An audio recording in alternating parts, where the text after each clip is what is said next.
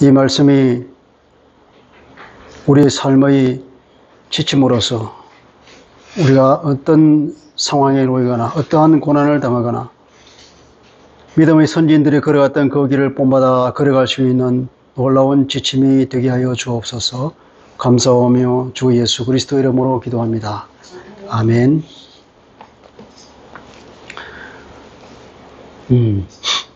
세상은 눈 감으면 코 베어가는 세상이라 그러죠. 요즘 밖에서 눈 뜨고 있어도 코를 베어가는 세상이라고 하잖아요. 그 정도로 세상이 무섭습니다. 악이 창궐하고 있다는 말이죠. 하나님께서 세상을 심판하실 때에 노아 홍수 그 시기에 보면 그 성경에 쓰여 있기로 창세기 6장 5절에 보면 이렇게 말씀하고 있습니다. 여호와께서 사람의 죄악이 세상에 가득함과 그 마음으로 생각하는 모든 계획이 항상 악할 뿐임을 보시고 그랬거든요. 근데 그때나 지금이나 별반 다르지 않은 것 같아요. 오히려 더 심하지 않을까. 하나님께서 아마 이런 기준으로 심판하셨다 그러면 여러 번 심판하셨을 것 같은데 다행히 하나님께서 약속하시기로 다시는 물로 심판하시겠다고. 그래서 이 세상이 지속되고 있지 않나 싶어요. 그 정도로 지금 세상에 악이 가득 차 있습니다. 주님께서도 이 세상의 주인이, 세상 임금이, 사탄이 세상의 임금 노릇하고 있다고 그렇게 말씀하고 있죠. 요한복음 12장 31절은 이렇게 말하고 있죠. 이제 이 세상에 대한 심판이 이르렀으니 이 세상의 임금이 쫓겨나리라. 이 세상의 임금이 쫓겨난다. 그 말은 지금 세상의 임금이, 사탄이 임금 노릇하고 있다는 것이 그 말이에요.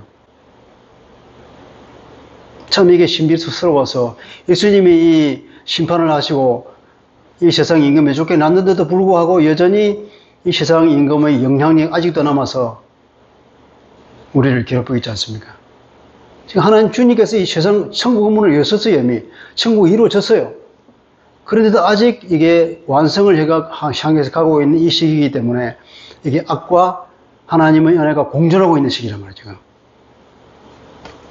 그렇죠. 베드로 사도도 베드로전서 5장 8절에서 이렇게 말하죠. 근신하라, 깨어라. 너희 대적 마귀가 우는 사자같이 두루 다니며 삼킬 자를 찾고 있다. 지금 마귀가 삼키려고 두루 지금 다니고 있다는 거죠. 근신하고 깨어서 기도하고 있지 않으면 언제 잡혀갈지 모르니까 조심하라 이 말이죠. 누구나 당할 수 있습니다. 사탄의 그 악위에 한번 걸려들면 참 빠져나오기 힘들죠. 이 사탄은 어떻게 들어오느냐? 죄를 타고 들어온다는 거 있죠. 죄.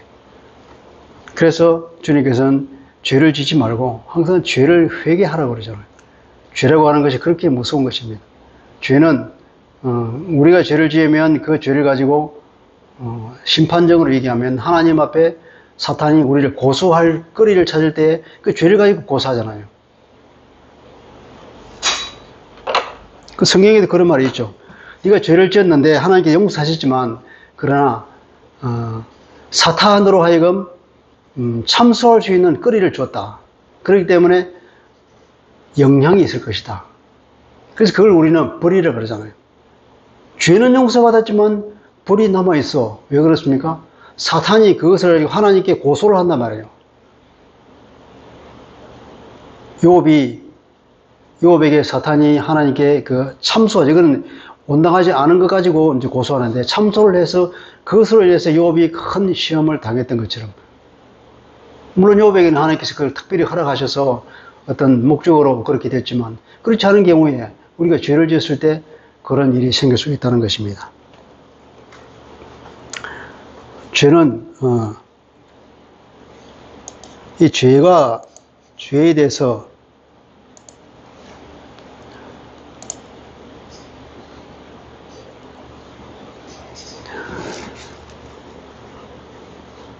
죄를 우리가 얼마나 조심해야 하느냐 하면 하나님의 성품을 이렇게 단적으로 설명해 놓은 구절이 제가 볼 때는 성경에 달리 없어요. 이게 출애굽기 34장 6절 7절에 보면 하나님이 어떤 분인가를 스스로 하나님이 계시해 놨다고요. 이게 모세에게 하나님이 계시하셨는데 내가 이런 하나님이라는 거죠. 다음 읽어보겠습니다. 시작. 여호와께서 그의 앞으로 지나심이 선포하시되 여호와라 여호와라 자비롭고 은혜롭고 노하기를 더디하고 인자와 진실이 많은 하나님이라. 인자를 천대까지 베풀며 악과 과실과 죄를 용서하리라. 그러나 벌을 면제하지는 아니하고 아버지의 악행을 자손 3, 4대까지 보응하리라. 하나님이 이렇게 사랑이 많으시고 용서하시는 분이라고 그래요. 그 인자, 그 사랑을 천대까지 베풀고 그 악과 과실, 잘못한 것과 그 모든 죄를 다 용서하시는 하나님이라고 그래요. 우리가 구원을 이룰 수 있도록 용서해 주시는 하나님이에요. 그렇지만 그 죄의 결과에 대해서는 책임을 져라 이 말이에요. 벌을 면제하지 아니한다. 아버지의 악행을 자손 3대까지 보응할 것이다. 무서운 말이잖아요. 그냥 우리가 죄를 짓고 아버지께 용서해 주시면 끝났다? 뭐 영혼의 관점에서 보면 끝난 거죠. 맞아요. 그러나 이 시간 속에 살아가는 우리를 보면은 그 죄로 인한 벌이 우리를 굉장히 삶을 힘들게 하고 있다는 거죠. 자, 시편 3편은 누구의 시지요? 성경을 보세요.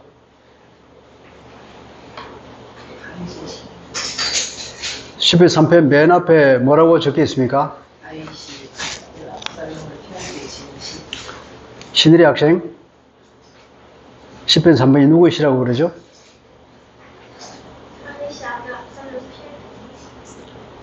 다윗이 지은 시라고 해요. 다윗의 시라고. 근데 언제 지었다고? 그 아들 압살롬을 피할 때에 지은 시다. 그 아들 압살롬을 피할 때에 지은 시라고 하면 이게 역사적 배경이 있어요. 다윗이 얼마나 성군입니까? 이스라엘에서는 그 전성기의 왕국, 자기 이스라엘 사람이 돌아가야 할 그 시기를 따지면 항상 다윗 왕국을 이야기합니다. 다윗은 하나님의 마음에 쏙 들은 사람으로서 이 땅의 왕이지만 하나님의 대의 통치인으로서의 삶을 살았다는 거죠. 그리고 다윗은 자기가 왕이 아니라 하나님이 왕이고 나는 하나님을 대리해서 다스리는 하나님의 말씀에 따라서 사는 그런 왕이다. 그래서 하나님께서는 그래, 네가 내 마음에 딱 드네. 그렇게 인정할 정도로 성군이었어요. 우리가 본받아야 할 왕이죠. 그런데 그 사람의 인생길을 보면은 정말 어려운 인생을 살았습니다. 그는 하나님의 은혜로 시작해서 하나님의 은혜로 끝난 사람이죠. 그는 얼마나 연약한 사람입니까? 자기 아버지 집에서 막내로 커서 아무도 인정해주지 않는 그런 사람이었죠. 그런데 어느 날 사무엘 선지자가 와서 왕으로 기름을 부어줬습니다. 그리고 또 전쟁터에 나갔는데 우리가 잘 아는 그 골리앗과의 싸움이 있잖아요. 골리앗이 거인인데 그 골리앗과 싸워서 너는 칼과 단창으로 나지만 나는 네가 모욕하는 그 망군의 하나님, 이스라엘의 하나님, 그 망군의 하나님의 이름으로 나간다 그러면서 물맷돌을 던져서 그 골리앗의 이마를 맞춰 쓰러뜨렸던 장군입니다. 그런데 그 물맷돌 솜씨가 보통이 아니거든요. 계속 칼고 닦은 실력이 있는데 이 다윗이 볼품없는 사람이 아니라 굉장히 용맹한 사람이라는 거죠.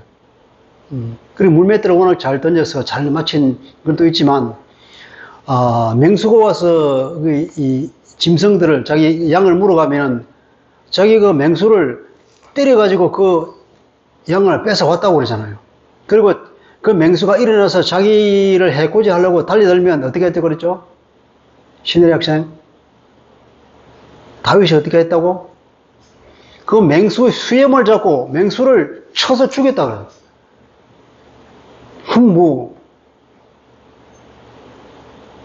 그 사사기에 나오는 그 삼손보다도 힘이 센 것처럼 보이잖아요. 이렇게 갈고 닦은 실력이 하나님이 주신 능력이에요. 이렇게 하나님의 은혜로 인해서 살았고, 그리고 또 얼마나 큰 고난을 받았는가. 사울 왕의 추적을 사울이 그걸 괜히 미워해서 죽이려고 군대를 동원해서 샅샅이 뒤졌는데 10몇 년 동안을 쫓겨다니는 그런 어려움을 겪었지. 10대 때에 그렇게 이름을 날렸다가 나이 30이 되어서야 나라를 세웠는데 그때가 십몇 년 동안을 그러니까 뭐 수배자로 쫓겨다니는 삶을 살아가는 거죠. 늘 목숨을 떼어놓고 다니는 삶. 근데 이 다윗이 나이가 많이 들어서 어떤 일이 있었는가? 밧세바와의 간음 사건이 있죠. 그리고 그것을 숨기기 위해서 자기의 충직한 부하 우리아를 전쟁터에서 죽게 만들었죠. 간음죄와 더불어서 살인죄를 저지른 아주 엄청난 나락으로 떨어지는 죄를 지었단 말이죠. 근데 그 죄를 그 죄 때문에 하나님께서 벌을 내리신 거죠. 이 내용이, 이 이야기가 사무엘하 12장부터 15장, 16장 이게 나오는 얘기인데, 그리고 그 이후에 일어났던 일이 가정사가 아주 복잡하게 일어나죠. 암논이라는 자기 아들이 그 압살롬의 누이 동생 다말을 강간을 하는 사건이 생기지. 그래 압살롬이 그걸 가만히 덮어두고 마음속으로 있다가 어느 날 모의를 해서는 자기 왕자들을 다 모아놓고는 그 암논을 살해를 해버리는 거죠. 그러니까 다윗 집안에 이제 풍파가 일어나는 거지. 그뿐 아니라 압살롬이 이제 반역을 해서 사람들이 다 압살롬에 붙어버리고 다윗은 쫓겨날 위기에 처한 상황이다. 이때 압살롬이 군대를 이끌고 다윗을 죽이려고 쳐올 때에 그때 이 다윗이 절박한 심령 가운데서 하나님께 부르짖은 내용이 뭐냐? 이 시편 3편이라는 겁니다. 그때가 언제냐면 주전 979년이라 그러는데 다윗이 솔로몬이 왕위를 이어받은 때가 970년이니까 솔로몬에게 왕위를 이어주기 전 9년 정도. 그 다윗이 아마 70세까지 왕을 했다 그러면 다윗 30의 왕이 돼서 40년 동안 다스렸으니까 그러면 다윗 나이가 61세쯤 되었을 때가 아닌가 추측이 되죠. 그럼 다윗의 만년에 이런 어려움을 겪었다는 것입니다. 다윗은 이것 때문에 굉장히 회개를 많이 했다 그러죠. 그 밧세바 사건으로 인해서 회개를 했는데 그 회개시가 보면 또 시편 32편이에요. 시편 32편에 보면 5절에 이렇게 되어 있습니다. 내가 이르기를 내 허물을 여호와께 자복하리라 하고 주께 내 죄를 아뢰고 내 죄악을 숨기지 아니하였더니 곧 주께서 내 죄악을 사하셨나이다. 나단 선지자도 하나님께서는 당신의 죄를 용서하셨다. 그렇게 얘기했고 용서하셨지만 그 불 때문에 그 아이는 밧세바가 잉태된 그 아이는 죽을 것이라고 했는데 그 아이는 죽었습니다. 그리고 다윗이 회개시를 쓰면서 자기가 밝히고 있기를 하나님의 나를 용서하셨다 이렇게 되어 있어요. 용서하셨는데도 불구하고 이런 일이 계속 생긴다는 거죠. 우리가 시편은 다 시로 되어 있는데 시는 우리가 학교 다닐 때 뭐 시를 감상하고 시도 공부해봤지만 시는 시를 쓴 사람에게 심정이 우러나 있는 그런 문학이잖아요. 시라고 하는 그 신앙인들의 살아가면서 삶의 고통 가운데, 삶의 기쁨 가운데, 기쁨보다는 주로 고통이나 고난 가운데 쓴 시죠. 그 깊은 고난과 나락 속에서 어떻게 하나님께 반응했는가? 아니, 그것이 시로 나와 있다. 근데 그것은 이 성경을 이루고 있다고 하는 것은, 성경은 다 하나님의 말씀인데, 시라고 하는 것은 하나님의 말씀이 아니고 사람의 말이지. 사람이 쓴 시라고. 근데 하나님이 인정하는 거란 말이죠. 그 어려운 고통 가운데서 하나님을 신앙하면서 살면서 어떻게 우리가 하나님이 주는 것 고난 가운데 하나님께 반응을 했는가? 그게 합당하지 않게 반응했다 그러면 성경에 들어있지 않겠죠. 가장 합당하게 하나님께 반응을 했던 그 시가 성경에 들어있는데 우리는 그 시를 보면서 그 시를 쓴 사람에게 진솔한 마음을 엿볼 수가 있고 그래서 그 사람과 공감할 수가 있는 거예요. 그 사람의 그 심정, 그 사람의 어려움, 그 토로하는 그걸 우리가 다시 광식 함께 공감하면서 우리도 그런 어려움을 겪을 때, 이 신앙의 이 거인이라고는 다윗도 이랬구나. 그러니까 내가 고통 가운데 있는 이 절박한 마음도 내가 당연하지. 다윗도 저랬는데 우리 공감할 수 있죠. 위로받을 수 있죠. 그죠? 그리고 또 내가 하지 못하는 반응을 다윗이 했으면 그러면 그 다윗의 반응을 우리가 배울 수 있잖아요. 그래서 우리 시편을 보면서 위로받고 그리고 격려받고 또 우리 배우는 것입니다. 자, 이렇게 해서 시편 3편을 이제 우리가 시를 공부할 때 학교에서 국어 시간에 보면 시를 이제 선생님이 설명해 주잖아요. 이것은 1년, 2년, 3년, 4년에 되어 있고, 이것은 기승전결의 구조로 되어 있고, 이렇게 얘기를 합니다. 그래서 제가 그것을 한번 말씀드릴게요. 여기 시편 3편을 가만히 보니까 1절, 2절, 3절, 4절, 5절, 6절, 7절, 8절이 하나씩 묶여 있는 것 같아요.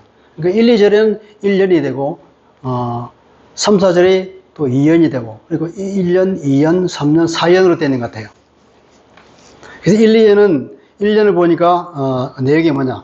불때 같은 대적들이 나를 조롱하고 있다는 얘기, 한마디로 말하면. 이렇게 대적들이 벌떼처럼 나를 조롱하고 있다. 너무 괴롭다. 근데 육체적으로 어떻게 나를 공격하는 모르겠지만, 내 영혼을 절망하게 만든다. 하는 내용이에요. 2년은 3절, 4절인데, 그럼에도 불구하고 이 시인은 하나님에 대한 신뢰를 표현하죠. 현실에만 묶이지 않고 다시 자기 신앙으로 돌아간다는 거죠. 그리고 옛날에 하나님께서 자기가 어떻게 은혜를 베푸셨던가, 옛날에 자기 기도했을 때 어떻게 하나님이 응답하셨는가를 생각하면서 다시 정신을 차리죠. 3년은 5절, 6절인데 보면 그가 그런 현실에 돌아와서 또 하나님께서 자기의 은혜를 주시는 것을 경험하고 깨닫는 거죠. 이런 어려움 가운데서도 하나님께서 나를 지켜주시네? 그러면서 확신을 가집니다. 그러면서 두려움에서 완전히 벗어나고, 이제 힘있게 기도를 하죠. 그 7절, 8절은, 여기 기도 하나네요. 7절에 보면, 다시 힘있게 기도를 하면서, 그 기도의 원천이 어땠느냐 하면, 옛날에 자기가 겪었던 그 하나님에 의지하여서 기도를 하고, 그것이 자기 기도뿐 아니라 온 이스라엘 하나님의 백성에게도 복을 빌어달라고 이렇게 기도하는 것으로 끝나는 것을 봅니다. 자, 1년을 보니까 웬 대적이 그렇게 많은가? 여호와여, 내 대적이 어찌 그리 많은지요? 일어나 나를 치는 자가 참 많습니다. 다윗은 그 시절쯤 되면 이제 나에게 61세쯤 됐으면 나라가 완전히 안정이 되었을 때, 안정이 되고 자기가 바세바 사건이 있고 난 뒤도 상당한 시간이 흘러서 이제는 그것도 그 상처도 아물고 그렇게 해서 모든 사람이 자기를 다 따르는 것 같아서 자기를 반대한 사람이 없는 줄 알았는데 압살롬이 반역을 일으키니까 벌떼처럼 압살롬이 붙어서 자기는 완전히 홀로 됐다 이거죠. 나에게 대적이 왜 이렇게 많은가? 이렇게 나를 대적한 사람이 많았단가? 깜짝 놀라는 거죠. 압살롬이 반역 준비를 4년에 걸쳐서 했습니다. 압살롬이 암논을 죽이고 나서 자기 형제를 죽였으니까 아버지가 그걸 그냥 보겠어요? 압살롬이 도망을 갔는데 몇 년 후에 겨우 돌아왔습니다. 돌아왔는데 또 아버지가 안 보니까 또 압살롬이 굉장히 정치적으로 수완이 뛰어난 사람 같아요. 또 능력도 있고 압살롬이 잘생겼다 그랬거든요. 그래서 아마 압살롬은 자기가 왕위를 이을 줄로 생각했던 것 같아요. 그래서 그런 수업을 스스로 했던 것 같고 그리고 안 되겠다 싶으니까 그런 판단을 했겠죠. 어느 날 이제 길거리로 나와서 사람들의 인심을 자기에게 돌리기 위한 수완을 씁니다. 그것이 사무엘하 15장 이게 얘기가 다 나와 있습니다. 사람들을 다 자기에게 이끌고 다윗은 이제 끝나서 재판 받을 게 있으면 나한테 와. 내가 너희 억울한 심정을 다 풀어줄게. 그러면서 그 세상 인심을 자기한테 다 돌리는 그런 공작을 했다는 거예요. 그 공작을 무려 4년이나 했다는 거예요. 착실하게, 은밀하게 숨어서. 그렇게 하면서 해놓고는 이제 헤브론에 살리려는 거예요.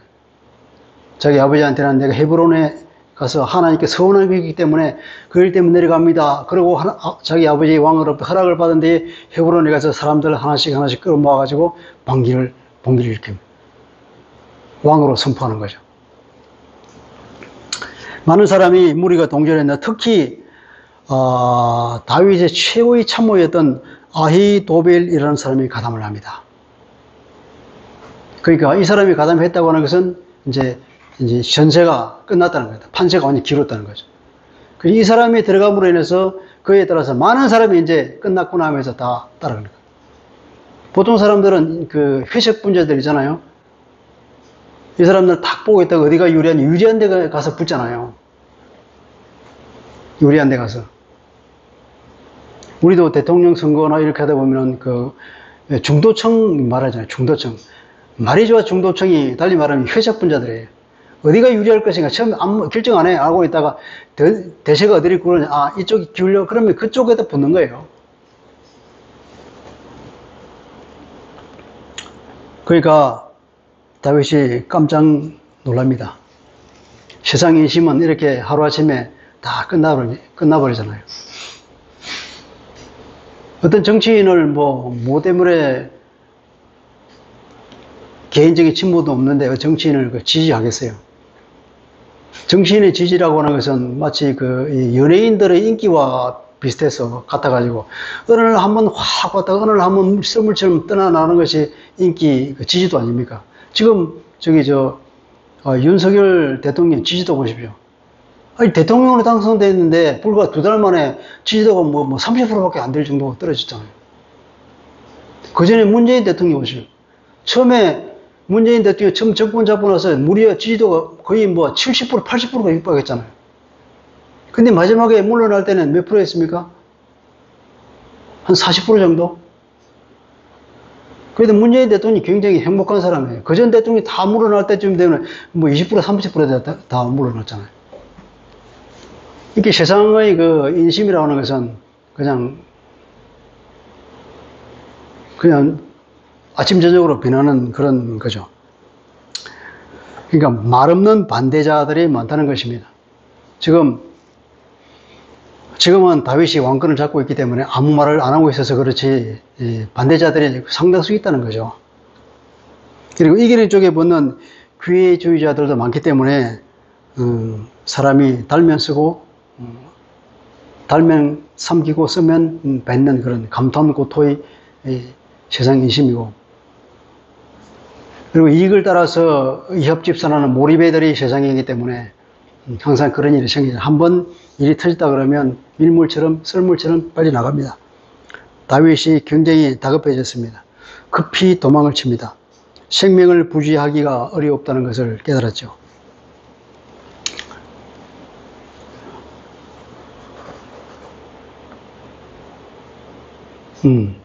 이 내용은 사무엘하 12장 말씀이네요. 이게 하나님께서는 사무엘을 통해서 다윗에게 이런 벌을 내릴 거라고 예언을 하시는 겁니다. 자기의 죄에 대한 심판이 징계가 있다는 거예요. 이게 이 말인데 네가 나를 업신여기고 하나님 말씀을 안 따랐다는 거예요. 하나님 말씀을 안 따르면 하나님께서는 무슨 말씀을 하시냐면 나를 업신여긴다 그래요. 하나님 말씀을 안 따르면 하나님을 멸시하는 겁니다. 헷 사람은 우리의 아내를 빼앗아 네 아내로 삼았은즉 칼이 내 집에서 영원히 떠나지 아니하리라 하셨고, 칼이 안 떠날 것이다. 압살롬이 암논을 죽이는 칼, 압살롬이 자기 아버지를 죽이려고 들은 칼이죠. 여호와께서 또 이와 같이 이루시기를 보라, 내가 너와 네 집에 재앙을 이룰 것이다. 집안 자체에 쑥대밭을 만드는 거예요. 내가 내 눈앞에서 내 아내를 빼앗아 내 이웃들에게 주리니 그 사람들이 내 아내들과 더불어 백주에 동침하리라. 이 사건이 실제로 벌어져요. 어떻게 벌어지느냐? 다른 사람도 아닌 압살롬이 이 짓을 했다니까요. 너는 은밀히 행하여서나 나는 온 이스라엘 앞에서 백주의 이 일을 행하리라. 다윗이 하나님의 용서를 받았는데도 불구하고 이 죄에 대한 벌은 이렇게 끈질기게 나타난다는 거죠. 다윗이 나단에게 이르되 내가 여호와께 죄를 범하였노라 하매 나단이 다윗이 말하되 여호와께서도 당신의 죄를 사하셨나니 용서했다 그랬어요. 다윗도 자기가 회개기도를 했더니 하나님이 용서를 받았다고 스스로 간증을 했는데도 불구하고 당신은 죽지 아니하려나 안 죽는다고. 아마 용서한다고 한다는 말이 이 일로 인해서 너는 죽지 않는다 이 말인 것 같아요. 내가 아까 그 말이었죠. 이거 다윗이 시편 32장에서 2편에서 자기가 간증하는 내용, 회개기도를 했더니 하나님께 용서를 해주시다는 거. 자, 이 얘기가 이제 나옵니다. 본론으로 들어와서 다윗이 그의 모든 신하들에게 이르되 일어나 도망가자. 살아야 되잖아요. 그렇지 아니하면 우리 중 한 사람도 압살롬에게서 피하지 못하리라. 빨리 가자.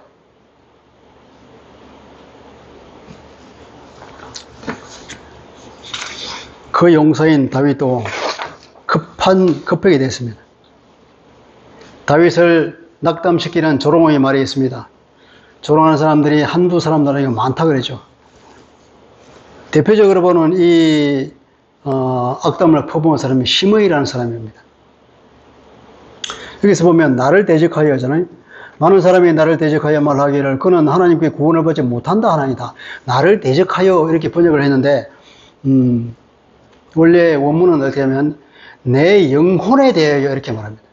내 영혼에게 이런 조롱을 퍼붓는다. 그 영혼에 고난을 준다. 그 말을 들어보로 인해서 내가 심령 깊이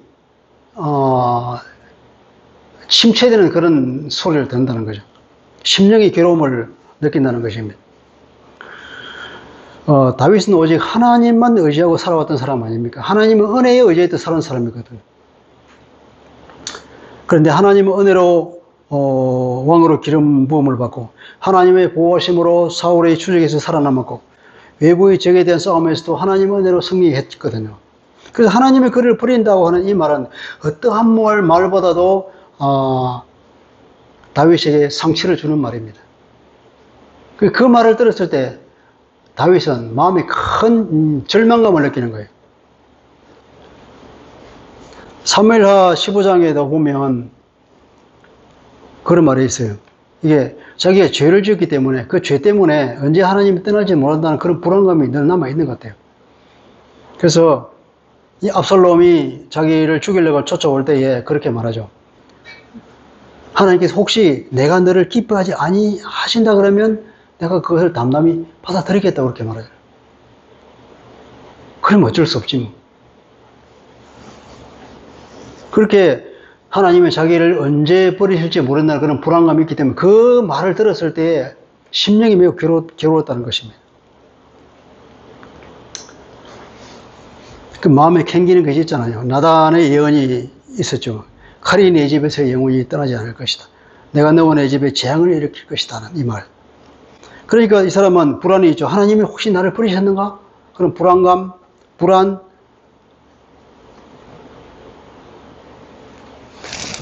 근데 다행히 신약 시대에 와서는 예수님의 십자가와 구원의 사건은 우리를 완전히 용서하는 것 같아요. 우리가 회개할 때에는 그 죄에 대한 벌까지도 깨끗이 사해진다는 거죠. 요한일서 1장 9절에 보면은 만일 우리가 우리 죄를 자백하면 그는 신실하실 분이라. 그는 믿을 만한 분이기 때문에 우리 죄를 용서하시고 우리를 모든 불의에서 깨끗하게 하실 것이다. 모든 죄와 불의에서부터 우리를 깨끗하게 하시겠다. 완전히 없어진다고요. 어떻게 할 때 그런다고요? 어떻게 할 때? 우리의 죄를 자백하면 그래요. 요한일서 1장 자백한다. 자백한다는 것은 회개하는 첫 단계가 자백이잖아요. 주님 제가 잘못했습니다. 제 죄를 인정합니다. 그 인정으로부터 시작하죠. 그 인정이 참 중요한 것 같아요. 인간끼리다 보면 어떤 잘못을 했는데 그 잘못을 인정하지 않으면 용서하기가 쉽지 않아요. 그래서 우리도 혹시 남에게 잘못했으면 내 죄를 빨리 인정하는 게 중요해요. 그래 내가 미안하다 잘못했다 그러면 상대방도 용서할 수 있을 텐데 끝까지 내 잘못을 인정을 안 하면 상대방도 용서를 안 해줄 것입니다. 하나님께서는 네 죄를 자백하면 모든 불의에서 모든 죄에서부터, 벌에서부터 깨끗하게 용서해 줄 것이다. 예수 그리스도의 피가 이렇게 권세와 능력이 있다는 것입니다. 할렐루야. 그래서 우리는 죄를 첫째 멀리해야 될 것이고, 죄를 지으면 즉시 회개해서 이 용서받을 뿐 아니라 그 죄로 인해서 들어온 사탄의 그 영향력까지도 깨끗이 제거해야 우리가 삶이 편해질 것입니다. 자, 두 번째는 이 사람은 현실에만 눈이 바뀌어 있지 않고 이제 믿음으로 돌아갑니다. 그런 어려움에서 이제 급해가지고 아주 탄식하고 있지만은 탄식하다가 믿음으로 돌아가죠. 여호와여, 주는 나의 방패요 나의 영광이요 나의 머리를 드시는 자입니다. 이게 다윗이 하나님에 대한 신앙 고백이지 않습니까? 주님은 나의 방패입니다. 평생 전쟁터에서 살았던 다윗이 전쟁에서 방패가 얼마나 중요한 역할을 하는지 너무나 잘 알잖아요. 나의 방패입니다 하는데 이 정확한 번역은 나를 둘러싸고 있는 방패입니다. 나의 방패가 아니라 나의 주위에 있는 방패. 내 주위에는 온통 뺑 돌아가면서 있는 동서남북에 다 쳐져 있는 그런 방패라고 해요. 그러니 안전하잖아요. 이쪽에서 창이 들어와도 뒤에서 창이 들어와도 나를 둘러싸고 있는 방패니까 다 막아주죠. 모든 화살, 뒤에서는 화살도 맞고 옆에서는 화살도 다 막아주죠. 생명을 유지시키는. 지금 전쟁이야 뭐 총알이 뚫고 들어오겠지만 그 당시 전쟁에서는 방패는 유일한 자기 생명을 완전하게 지켜주는 방패입니다. 주위를 뺑 둘러쓰고 있는 그 방패. 하나님의 보호는 그래 완벽하다는 것입니다. 그리고 나의 영광이지 않습니까? 다윗은 나단으로부터 하나님의 언약을 받았죠. 너희 후손을 통해서 너희 왕위가 영원히 굳건하게 설 것이다라는 그런 약속을 받았지 않습니까? 그걸 우리가 다윗 언약이라고 부르거든요. 그 다윗 언약. 그 다윗 언약을 보면서 자기는 하나님이 자기의 영광이라는 걸 너무나 잘 알잖아요. 그리고 나의 머리를 뜨십니다. 그 옛날에 머리를 뜬다고 하는 것은 명예를 회복하는 것을 뜻합니다. 다윗이 압살롬의 죽이기에 도망을 갈 때에는 머리를 숙였다고 합니다. 수치스러워서. 얼마나 수치스럽습니까? 남도 아닌 다른 자기 아들에 의해서 쫓겨나가는 것이 얼마나 수치스럽습니까? 그리고 맨발로 도망가고 울면서 도망을 가면서 그 기드론 시내를 건너서 그 옆에 있는 그 산이 있죠. 올리브산으로 주님께서 그 피눈물을 흘리면서 기도했던 그 올리브산 그쪽으로 도망가면서 맨발로 울면서 그리고 어떻게 머리를 가리고 도망갔다. 머리를 들지 못하는 게 너무나 부끄럽고 창피하고 또 참담해서 그런 나의 심령을 머리를 들어서 나의 명예를 회복해 주실 하나님을 기대하는 거죠. 그게 하나님에 대한 다윗의 신앙 고백입니다. 우리가 이렇게 생각을 전환할 필요가 있습니다. 현실에 우리가 매이지 말고 현실을 자꾸 곱씹으면 자꾸 우리가 다운돼요. 그러나 내가 경험한 그 하나님을 묵상하면 나에게 은혜를 베푸셨던 그 하나님을 묵상하면 다시 믿음이 생겨나죠. 그죠? 그러니까 생각을 전환할 필요가 있는 거죠. 안 좋은 것 그것만 계속 곱씹으면 계속 그게 점점점 내 마음에서 커져가요. 우리 슬픈 마음을 계속 곱씹으면 슬픈 마음이 내 마음에 점점점 커져가요. 그러면 우울해지고 우울증으로 떨어집니다. 그래서 그걸 생각을 확 전환시켜야 하는 거예요. 그래서 이 사람은 삶으로 경험한 그 하나님의 은혜에 대한 인정 그리고 그 고백을 하고 있는 것을 보게 됩니다.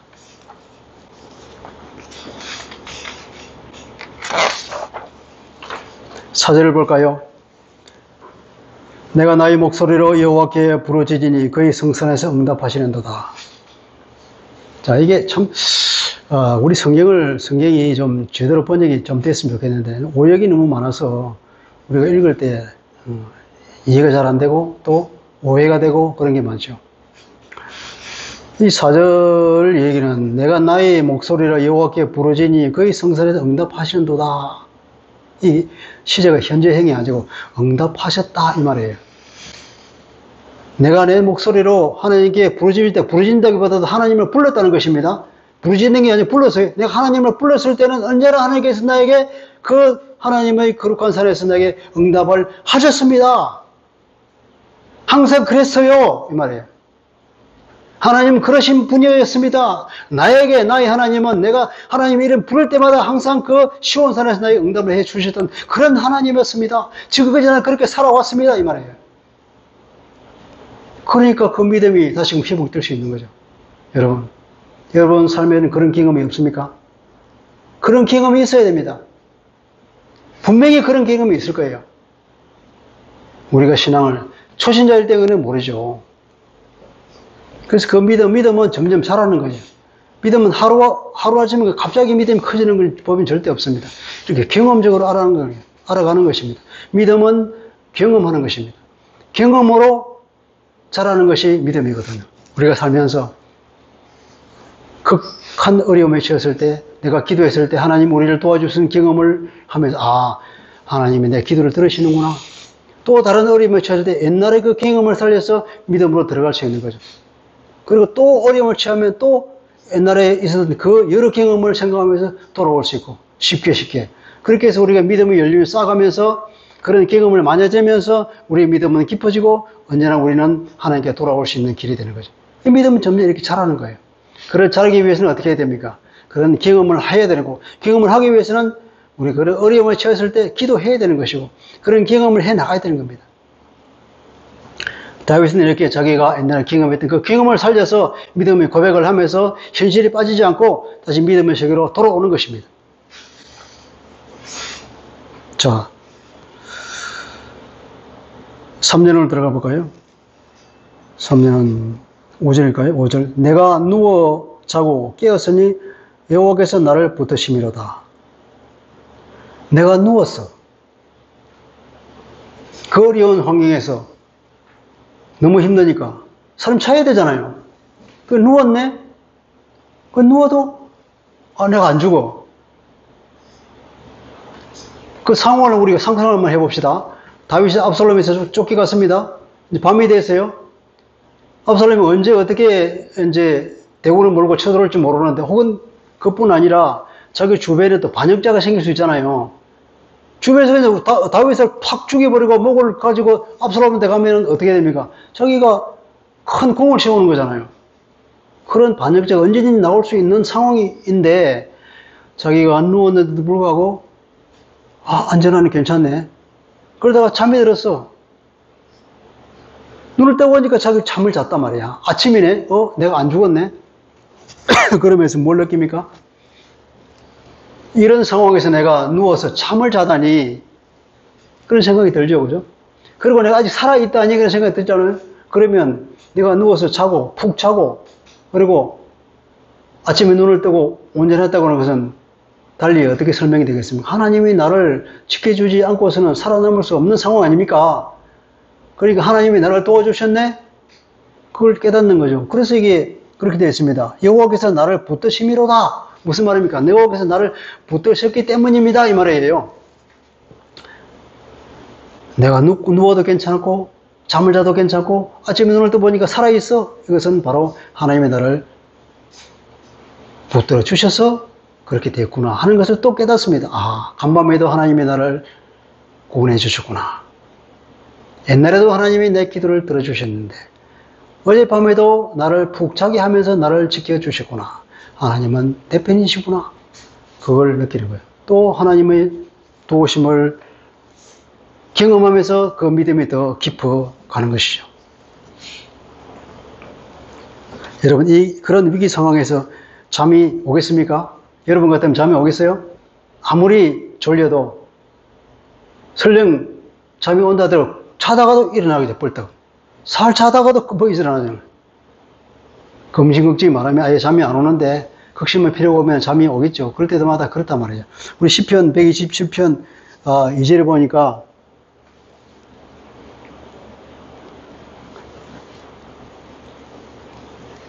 이런 말씀이 있습니다. 너희가 일찍이 일어나고 늦게 누우며 수고의 떡을 먹음이 헛되도다. 그러므로 여호와께서 그 사랑하는 자에게 잠을 주시는도다.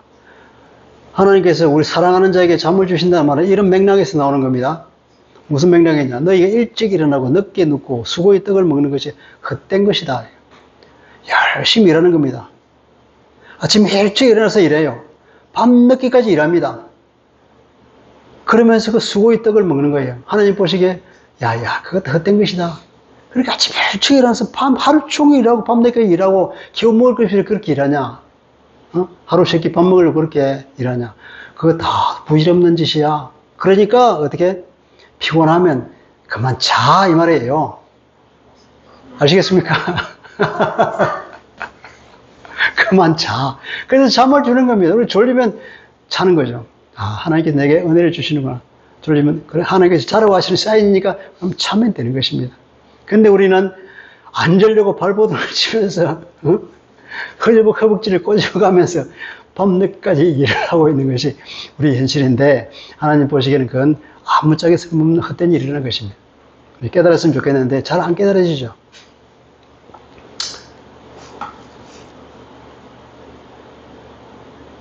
자, 어디까지 했습니까?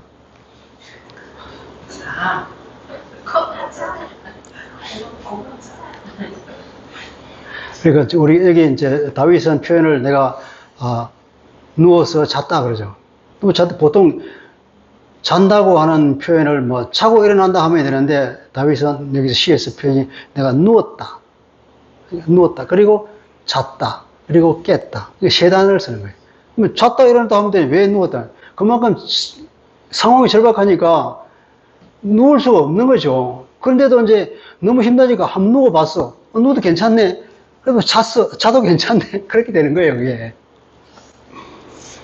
그래서 눕고 그리고 자고 한다는 것은 삶을 얘기하는 겁니다. 문학적 표현인데 한 끝단을 머리 끝과 발끝을 얘기하면 몸 전체를 말하는 것처럼 그런 표현 방법이죠.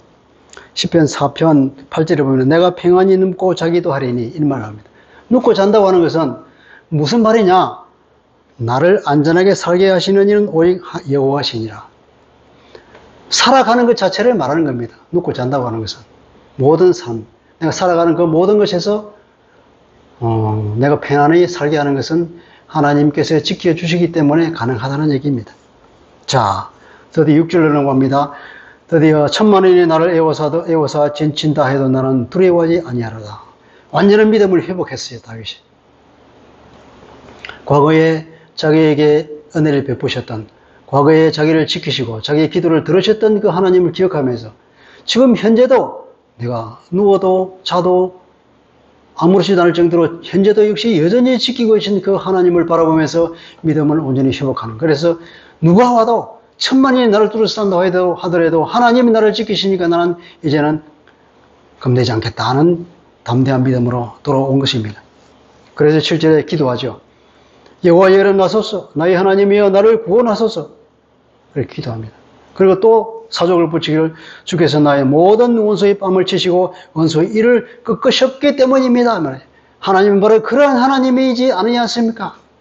내 원수의 뺨을 치고 이를 부스러뜨리는 그런 하나님, 내가 옛날에 경험했던 그런 하나님이지 않습니까? 그러니 그 하나님께서도 이제 일어나셔서 나를 구원하십시오. 이렇게 기도하는 거죠.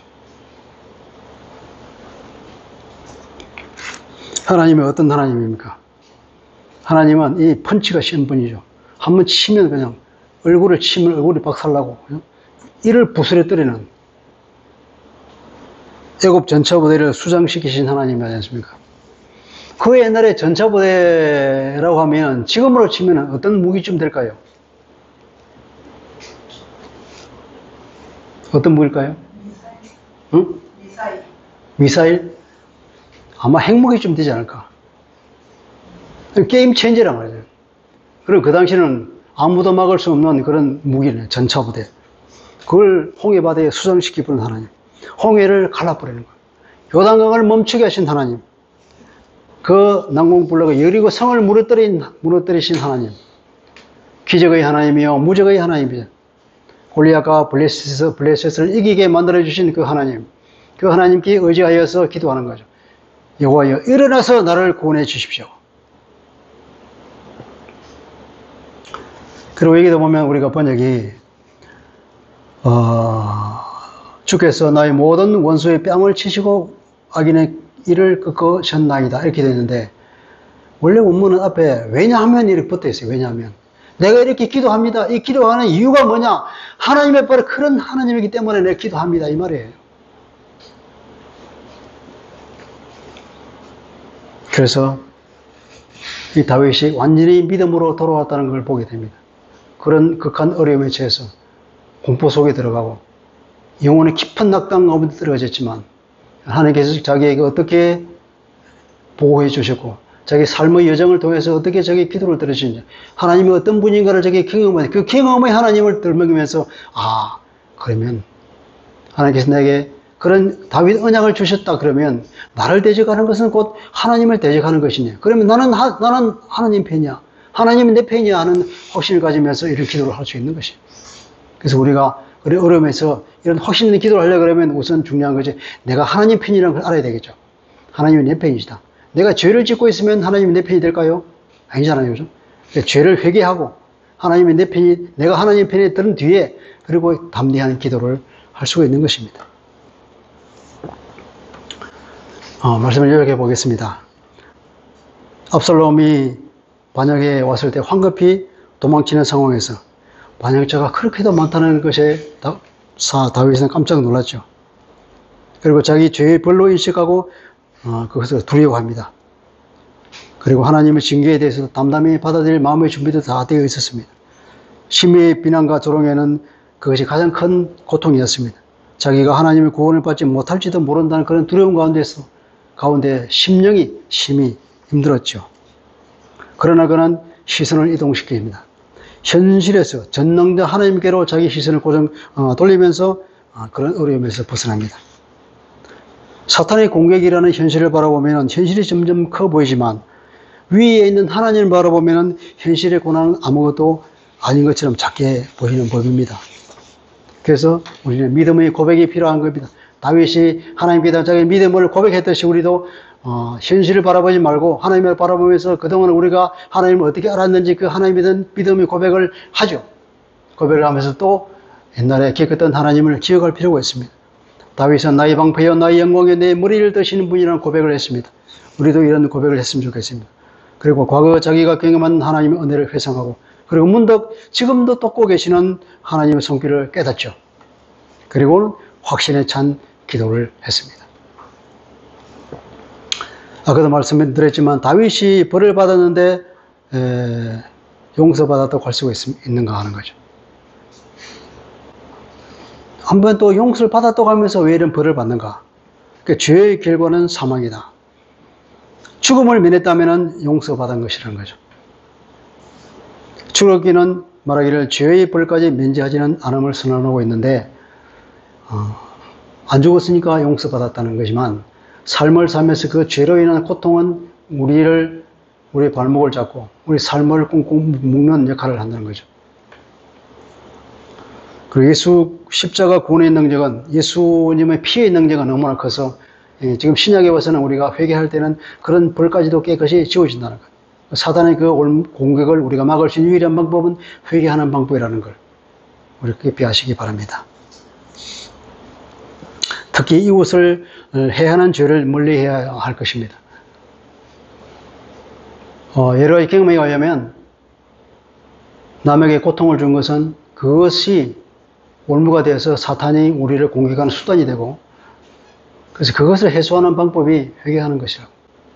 그리고 특히 남에게 해를 주는 그런 죄를 안 짓는 것이 우리가 안전하게 사는 방법인 것 같기도 합니다. 그리고 다윗은 현실을 묵상하지 않고 하나님을 바라보았다는 것입니다. 내가 경험한 하나님께 의지해서 기도할 때 힘이 있는 기도가 됩니다. 그 믿음은 경험에서 나오는 것이라는 겁니다. 몸으로 체험해야 살아있는 믿음이 생깁니다. 믿음은 추상적 개념이 아니라 삶 속에서 경험되는 것이고 삶 속에서 자라나는 것입니다. 우리가 하나님을 경험하고 그러면서 우리가 하나님을 신뢰하게 되죠. 예수 믿는 사람에게서 믿음이란 뭐잖아요? 그건 신뢰하는 것입니다. 신뢰하는 것. 그리고 또 하나님을 경험해요. 그러면 또 더 큰 믿음이 생깁니다. 하나님을 경험하려면 어떨 때 하나님이 경험될까요? 우리가 어려움에 처할 때 하나님을 경험하잖아요. 어려움을 처하지 않으면 하나님은 또 경험을 안 합니다. 못 합니다. 예를 들어서 아브라함이나 야곱 같은 사람을 보십시오. 그 사람이 살아갈 때 얼마나 많은 그 어려움과 역경을 겪습니까? 그럴 때마다 하나님을 경험해요. 그러면 그 사람 믿음은 점점 자라납니다. 근데 반대로 솔로몬을 보십시오. 솔로몬은 그렇게 역경을 걸었다는 기록이 성경에 없습니다. 그러니까 솔로몬은 어떻게 됩니까? 솔로몬이 실수해서 많은 처첩들을 두고 많은 그 하나님의 방법이 아닌 세상적 방법을 사용해서 결혼 정책을 써서 주변의 사람들하고 이렇게 화증 건드린 거잖아요. 그러니까 어떻게 됐습니까? 주변에 있는 모든 그 우상이는 우상 다 들어온 거죠. 귀신은 귀신을 다 불러들은 것 아니었습니까? 아니었습니까? 그러니까 나라가 남북으로 갈려지고 쪼개지고 그때부터 이스라엘 나라에 엄청난 고난이 들어온 거지 않습니까? 솔로몬은 고난이 없었기 때문에 믿음이 부족하고 그래서 그런 실수 때문에 나라가 망하게 되는 단초를 놓은 사람입니다. 솔로몬 결코 좋은 왕이 아닌 거죠. 그리고 솔로몬은 복받은 사람도 아닌 것입니다. 고난이나 고통이라고 하는 것은 성삼위 하나님을 경험할 수 있는 좋은 기회입니다. 그러니까 달리 말하면 축복이라는 것입니다. 안 죽으면, 그죠? 안 죽으면 축복인 거죠. 그래서 우리는 그 경험한 예수님을 의지해서 기도할 수 있죠. 다윗은 자기가 아는 하나님, 자기가 경험한 하나님, 그런 하나님의 속성에 의지해서 믿음의 선포를 할 수 있었고 또 확신에 찬 기도를 할 수가 있었습니다. 우리가 오늘 읽었던 다윗 시편 3편에서 그것을 확인하지 않습니까? 그래서 우리는 하나님을 경험합시다. 예. 경험이 많이 쌓여야 믿음도 깊어지죠. 그죠? 고난이 곧 유익의 것입니다. 고난이 없으면 하나님을 경험하지 못합니다. 그래서 악이 가득 찬 이 세대를 우리가 무사히 통과하려면 죄를 멀리하고 성령의 인도함을 받는 삶이 되어야겠지만 그래서 우리 근신하고 깨어 있어야 되겠죠. 우는 사자같이 사탄이 덤비니까. 그런데 고난 가운데 빠지면 어떻게 됩니까? 내가 경험한 그 하나님에 의지해서 간절히 기도해야 될 것입니다. 그러면 또 한 번 구원의 하나님을 경험하게 되고 우리의 믿음은 더 강해질 것입니다. 기도하겠습니다.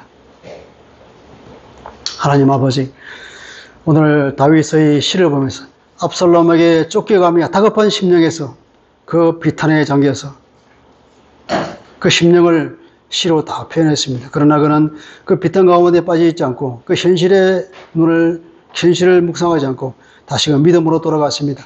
자기가 경험한 그 하나님, 그 전능하신 하나님께로 돌아가서 그 하나님의 의지에서 확신에 찬 기도를 하였습니다.